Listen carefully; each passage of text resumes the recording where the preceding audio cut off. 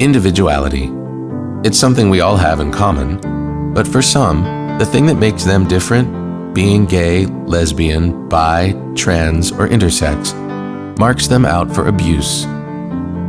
According to surveys, between half and 2/3 of LGBT youth experience bullying in childhood, forcing 1 in 3 to skip or even drop out of school.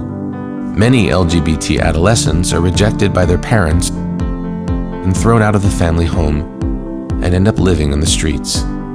Some 40% of homeless youth living on the streets of major U.S. cities identify as LGBT or queer. Bullying, isolation, and rejection leave deep scars. Gay and lesbian youth are up to 4 times more likely to contemplate suicide compared with their straight peers, while young trans people are almost 10 times more likely to have attempted suicide than the general population. Workplace discrimination is widespread. In a recent European survey, 1 in 5 LGBT people reported experiencing discrimination at work in the past year. Studies suggest rates of joblessness, poverty, food insecurity, and depression are all higher among members of the LGBT community. For the individuals in question, these are personal tragedies. For the wider community, they represent an enormous waste of human potential, of talent, of creativity, and productivity that weighs heavily on society and on the economy.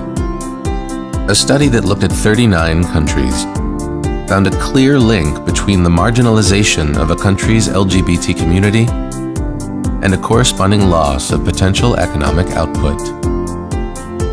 The cost of homophobia and transphobia is simply colossal. From a shrunken labor force and a flight of talent to lost productivity.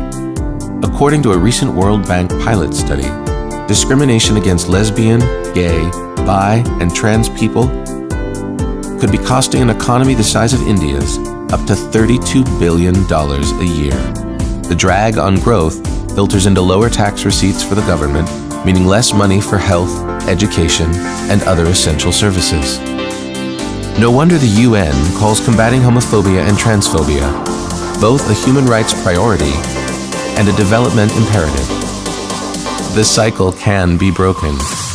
More and more countries and companies recognize the benefits that flow from tackling homophobia and transphobia.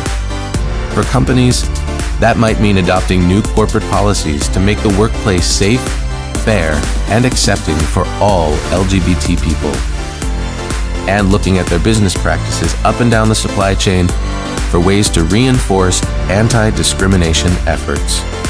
For countries, it means new laws and effective public education and training. The result?